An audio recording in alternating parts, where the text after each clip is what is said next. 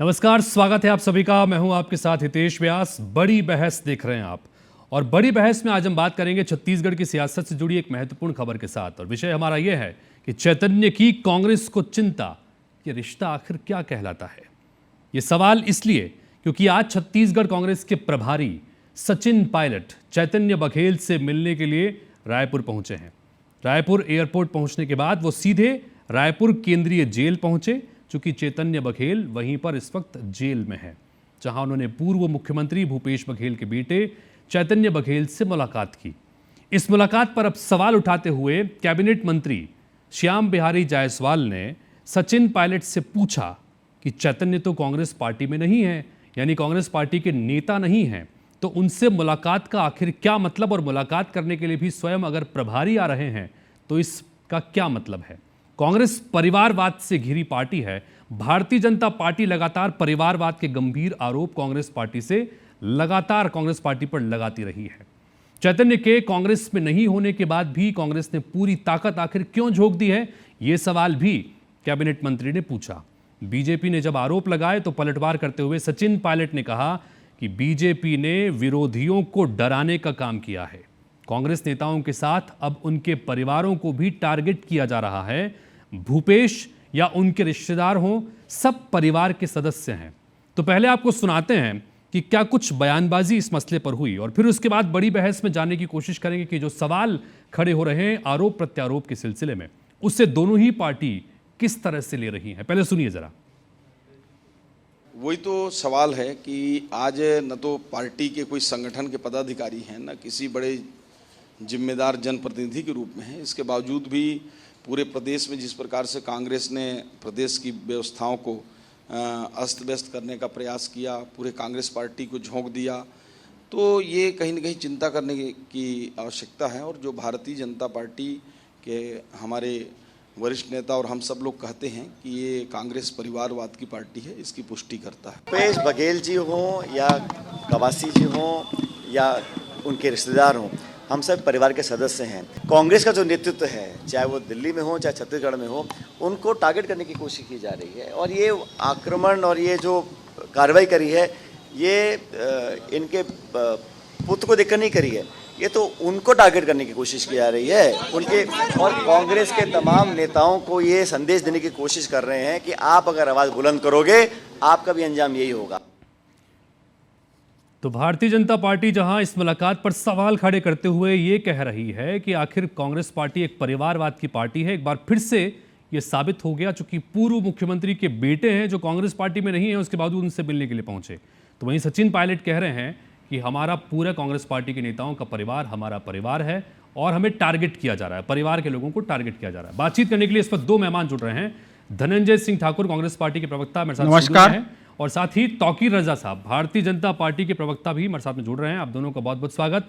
धनंजय जी, पहला सवाल आपसे यही कि जिस तरह से भारतीय जनता पार्टी आरोप लगा रही है कि चैतन्य बघेल, जो कि शराब घोटाले के मामले में इस वक्त जेल में है, उनसे मिलने के लिए आपके प्रभारी पहुंचे, जब वो कांग्रेस पार्टी के नेता नहीं है, तो इतनी इस तरह से जो मुलाकात की जा रही है, इसकी क्या वजह है?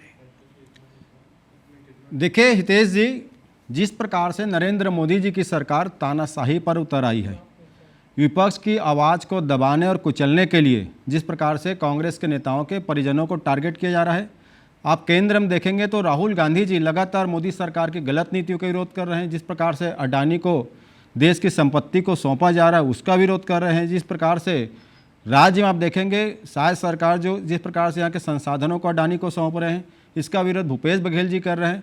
और जिस प्रकार से भारतीय जनता पार्टी झूठे आरोप लगाकर विपक्ष को कुचलना चाहती है, भूपेश बघेल जी तो डरे नहीं, वो लगातार लड़ाई लड़ने का काम किए हैं।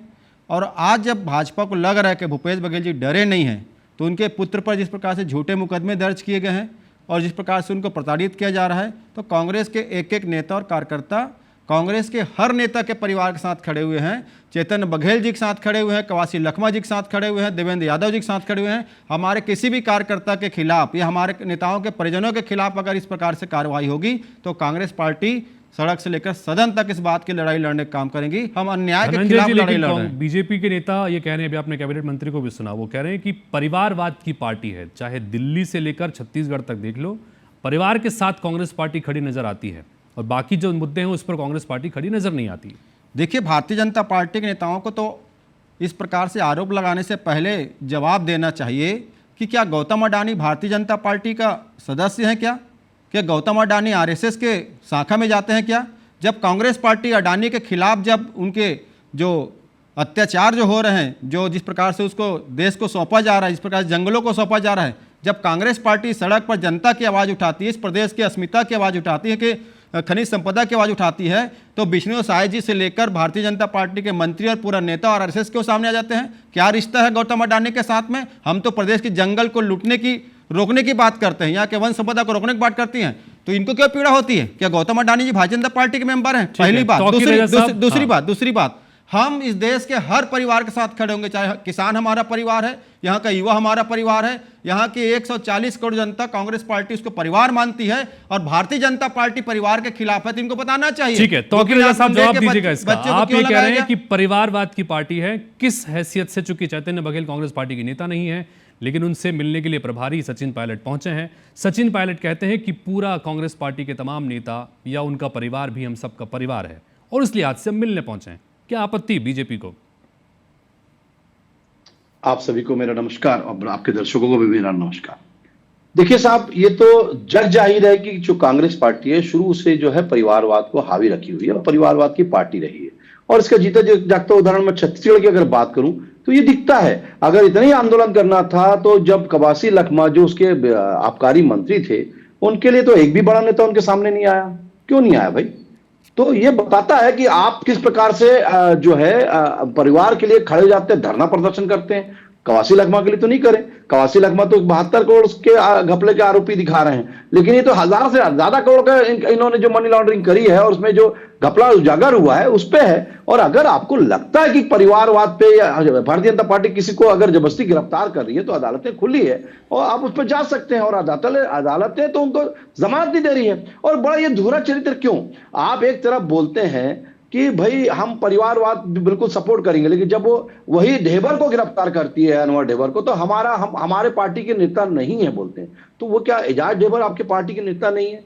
वो अनवर ढेबर आपके पार्टी के नेता नहीं है? तो ये किस प्रकार से दोहरा चरित्र? और तो और चलिए आपकी पार्टी की बात करें तो क्या पार्टी किसी आईएएस के खिलाफ भी कार्रवाई करनी, ईडी किसी आईएएस के खिलाफ भी कार्रवाई कर रही है? तो अगर कार्रवाई कर रही है तो वो तो कोई पार्टी के कर्मचारी नहीं है ना। आईएएस आपके समय में भ्रष्टाचार किए तो वो भी आरोप उनके ऊपर सिद्ध हो रहे हैं और वो अंदर जेल में, जमानत उसको अदालतें नहीं दे रही हैं। तो ये दोहरा चरित्र नहीं चलेगा। जनता जानती है, जनता जाग चुकी है, जनता समझ चुकी है, इसलिए आपको उखाड़ पे किए। और उसके बाद अगर आप किसी शहजादे के लिए इस प्रकार से धरना प्रदर्शन करेंगे तो करते रहिए, इससे कोई फर्क नहीं पड़ता। जनता जानती है और आप झूठा इल्जाम लगाते रहेंगे। ठीक है, मैं इस पर प्रतिक्रिया लूंगा तौकीर साहब, लेकिन यहां पर कांग्रेस पार्टी के जो प्रभारी हैं सचिन पायलट, उन्होंने कहा कि भूपेश बघेल और उनके परिवार को परेशान करने के मकसद से टारगेट किया जा रहा है, केंद्र और राज्य की सरकारें उनको टारगेट कर रही हैं, ये उन्होंने आरोप लगाया। इस पर क्या कहेंगे? देखिए, कभी भी कोई भी केंद्र की सरकार हमारे किसी के खिलाफ जानबूझ के कोई कार्रवाई नहीं करी। इनके पर साबित होता है 36 इन्होंने वादी किया और सारी विभागों में इन्होंने घोटाला किया। आप देखिए, चाहे गोबर घोटाला हो, चाहे रेत घोटाला हो, चाहे कोयला घोटाला, सारे नेता इनके अंदर है और साथ साथ अधिकारी भी अंदर है। अगर ऐसा था सिर्फ नेताओं को अंदर करना रहता, मैं वही तो बात बोल रहा हूं, अधिकारी फिर क्यों अंदर है? तो अधिकारी भी भ्रष्टाचार में आरोप साबित होते चले आ रहा है। और ईडी जब कार्रवाई करती है पर इसके एविडेंस 3 महीना उनको लगता है, वो भी चीज का 3 से 4 महीने का एविडेंस इकट्ठा करती है और करने के बाद उसको जो है गिरफ्तार करती है। तो आपके ऊपर खिलाफ जब सबूत उनके पास इकट्ठा हो, मैं ईडी का वकील नहीं हूं, लेकिन बात ईडी की जब आ रही है और आप सीधा केंद्र सरकार पर जब इल्जाम लगा रहे थे, ये बताना जरूरी है कि किस प्रकार से वो कार्रवाई करती है और सबके खिलाफ कार्रवाई कर रही है। और आप किसी भी हालत में, आपके चाहे शहजादे हो या आपके पूर्व मंत्री हो, ये बचने वाले नहीं। और आप अभी मैं धनंजय भाई की बात सुन रहा था कि भूपेश बघेल कभी डरेंगे नहीं, तो इसका मतलब यह है कि जितना भ्रष्टाचार करेंगे और निडरता से करते रहेंगे और ये सोचेंगे कि आजाद ढूंढते रहें। धनंजय जी, 2 सवाल जो तौकीर साहब ने यहां पर बात कही, उस पर 2 सवाल। एक तो ये कि अगर ईडी जांच कर रही है और उनको जांच में कुछ सबूत मिले होंगे, उस सबूतों के आधार पर अब तक अलग अलग लोगों की गिरफ्तारियां हुई, इसमें कुछ अधिकारी भी शामिल हैं, इसमें उस आपके कवासी लखमा भी शामिल हैं, और अब उसी आधार पर किया है, तो क्यों आपको लगता है कि फर्जी तरीके से या फर्जी आरोप लगाकर चैतन्य बघेल को इसमें गिरफ्तार किया गया? और दूसरा ये कि कांग्रेस पार्टी सड़क पर उतरती है, आर्थिक नाकेबंदी करती है चैतन्य बघेल, इसलिए क्योंकि भूपेश बघेल के बेटे हैं, कवासी लखमा के लिए तो आप सड़कों पर नहीं उतरे। दोनों का जवाब चाहेंगे। देखिए, सबसे पहले तो मैं अगर ईडी के मामले में जवाब देना है तो मैं माननीय सर्वोच्च न्यायालय के उस फटकार को बताना चाहूँगा। सर्वोच्च न्यायालय ने कहा है कि ईडी जो है एक राजनीतिक दल की भूमिका में शामिल हो गई है, भागीदारी निभा रही है। राजनीति जो है चुनाव में राजनीतिक पार्टियों को करना चाहिए। मुझे लगता है इससे बड़ा टिप्पणी ईडी के खिलाफ कुछ भी नहीं हो सकता। और अभी तो आपने देखा होगा, जब से नरेंद्र मोदी जी प्रधानमंत्री बने हैं, ईडी ने जितने भी कांग्रेस और अन्य विपक्षी दल के नेताओं के खिलाफ कार्रवाई किया है, एक भी मामला प्रस्तुत नहीं कर पाए। 3 साल हो गया प्रदेश में भाजपा तो बोलती है शराब घोटाला, फलाना घोटाला, ये घोटाला, वो घोटाला। कहाँ है भाई सबूत? क्यों अब तक चार्जशीट शराब में प्रस्तुत नहीं कर पाए हैं? और रही बात जमानत देने की, तो भारतीय जनता पार्टी के प्रवक्ता से और मुझसे ज़्यादा समझदार न्यायालय के जज होते हैं, उनको कानून की प्रक्रिया पता है। तो मुझे नहीं लगता इस प्रकार से सवाल बताकर कि जज के विवेक पर सवाल उठा जाए। पहली बात। दूसरी बात, बड़ी संवेदना दिख रही है भारतीय जनता पार्टी के नेताओं को कवासी लखमा जी और देवेंद्र यादव जी के प्रति। उनकी संवेदना मर गई थी जब इन्होंने कवासी लखमा जो आदिवासी नेता हैं, जो निर्दोष नेता हैं, उनको फर्जी मामले में गिरफ्तार किया गया। कवासी लखमा जी को अनपढ़ बताकर भाजपा नेताओं ने अपमान किया। इनकी संवेदना मर गई थी। इनकी संवेदना मर गई थी जब देवेंद्र यादव जी सतनाम समाज के जो धर्म चिन्ह है उनका अपमान के खिलाफ लड़ाई लड़ने गए। और उसी संवेदना में तो सवाल, धनंजय जी, उसी संवेदना में तो सवाल पूछ रहे हैं, तो वही सवाल पूछ रहे हैं कि आपकी अपनी पार्टी के नेता जेल में है, चाहे आप देवेंद्र यादव का नाम ले रहे हैं, कवासी लखमा, उनके लिए तो आपने चक्का जाम नहीं किया, और अब चैतन्य के लिए यार तो कीजिए, थोड़ा सा समय दीजिएगा व्यास जी। मैं कह रहा हूं ना, हमने सतनामी समाज के जो पूजनीय स्थल है उसके काटने वाले का विरोध किया, ये सरकार उसकी रक्षा नहीं कर पाई। देवेंद्र यादव पर फर्जी मुकदमा दर्ज कर दिए। ये पूछते हैं कि हमने विरोध क्यों नहीं किया? पूरा प्रदेश में जब कवासी लखमा जी के खिलाफ जब इस सरकार ने तानाशाही और हिटलरशाही दिखाया, पूरा कांग्रेस के नेता कार्यकर्ता सुकमा से लेकर हर जगह प्रदर्शन किया। पुतला जलाए नरेंद्र मोदी जी का। देवेंद्र यादव के समय भी आपने देखा कांग्रेस प्रदर्शन किया, पुतला जलाए हम नरेंद्र मोदी जी का और भारतीय जनता पार्टी का। और आज हम चैतन्य बघेल के साथ खड़े हुए हैं, लेकिन हमारा आर्थिक नाकेबंदी था अडानी के खिलाफ। जब कांग्रेस पार्टी और जनता अडानी के खिलाफ सड़कों पर उतरी, तो भाजपा जो अडानी के प्रवक्ता बन चुकी है, तब उनकी संवेदना दिख रही है कवासी जी के प्रति। ठीक है, तौकीर जी जवाब दीजिएगा इसका, जो बात यहाँ पर धनंजय जी कह रहे हैं उसका भी। और दूसरा, लगातार कांग्रेस पार्टी ये कह रही है, भूपेश बघेल भी कह रहे हैं, कांग्रेस पार्टी के नेता भी ये कह रहे हैं कि अडानी के खिलाफ हमने आवाज उठाई, इसलिए जानबूझकर हमें प्रताड़ित करने के लिए इस तरह की ईडी और बाकी कार्रवाइयां की जा रही हैं। इस पर आपकी राय, तौकीर जी? देखिए, ये दोहरा चरित्र जो है कांग्रेस का हमेशा दिखाता रहा है। 2011 में जब जो केंद्र की जो इनकी सरकार रही, 2011 में इसको परमिशन दिया था अडानी को, तो क्या तब क्या आपकी संवेदना उनके साथ थी? या आज जो मर गई है उनके खिलाफ में जा रहे हैं? क्या आपके कुछ जेबें नहीं भर पा रहे हैं या कुछ ऐसा कुछ कारण है? और बढ़ाया आप ही के समय की सरकारों ने, केंद्र की सरकारों ने, आप उसको आज गाली बक रहे हैं। या आप ये चाहते हैं कि विदेशी एंडरसन जैसे लोगों को यहाँ पर लाया जाए और यहाँ के लोगों को मारे, उनको आप ही की सरकार के पूर्व प्रधानमंत्री जिस प्रकार से भगाते हैं आरवासी भगाए? और संवेदना किसके लिए? संवेदना उसके लिए होते हैं जो निर्दोष होता है। और संवेदना तो ये अपराधियों के लिए होगी जो भ्रष्टाचारी हैं, जो साबित होते जा रहे हैं। और आप बताते हैं कि कल तक कार्रवाई, कल तक कोर्ट बोलती है कि ये निर्दोष है। अगर निर्दोष है तो अभी तक आपके सूर्यकांत तिवारी कैसे जेल के अंदर है? आपका अनवर डेवर कैसे अंदर है? आपके समय के अधिकारी सौम्य चौरसिया, जिसको सुपर सीएम बोला जाता था, वो आज तक अंदर है। उसके लिए क्या प्रदर्शन नहीं किया? आप किस मुंह से बात करते हैं? आपको शर्म आना चाहिए। ऐसे लोगों के खिलाफ, अपराधियों के लिए आप बिल्कुल प्रदर्शन करते हो, बढ़ जाते हैं। चैतन्य जैसा एक अपराधी जो पहली बात तो जानकारी इकट्ठा कर लीजिएगा कि नो गो एरिया हसदेव में कांग्रेस की सरकार ने घोषित किया था 2015 में। कोल बेरिंग के जो मामले हैं उस पे आपके नरेंद्र मोदी जी ने अडानी अंबानी जैसों को फायदा पहुंचाने के लिए उस कोल बेरिंग के नियम को बदला था।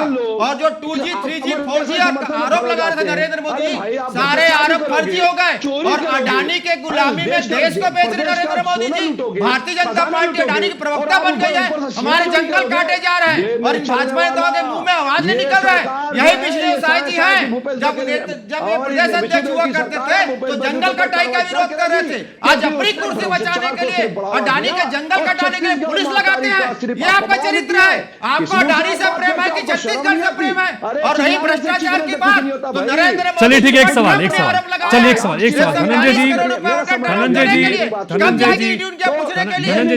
धनंजय जी, तौकीर जी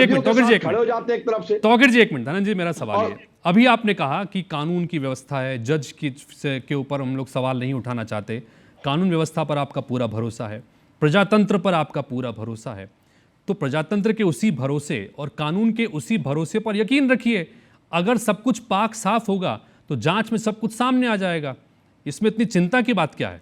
देखिए, मैंने पहले कहा ना, कवासी लखमा जी का मसला हो या देवेंद्र यादव जी का मसला हो या चैतन्य बघेल जी का मसला हो, हम न्यायालय में लड़ाई लड़ रहे हैं और हमने आर्थिक नाकेबंदी किया है। जो भाजपा के मित्र अडानी हैं, उनके जो शोषण छत्तीसगढ़ में कर रहे हैं, खनिज संपदा को जो साइज लुटवा रहे हैं, उसको रोकने के लिए किया है। भाजपा में दम है तो बोल दे, अडानी जो जंगल काट रहा है, अडानी जो खनिज संपदा को लूट रहा है, उसका विरोध करते हैं। लेकिन इनमें साहस और क्षमता नहीं है, क्योंकि साय जी जब प्रदेश अध्यक्ष थे तो जंगल बचाने की लड़ाई लड़ रहे थे।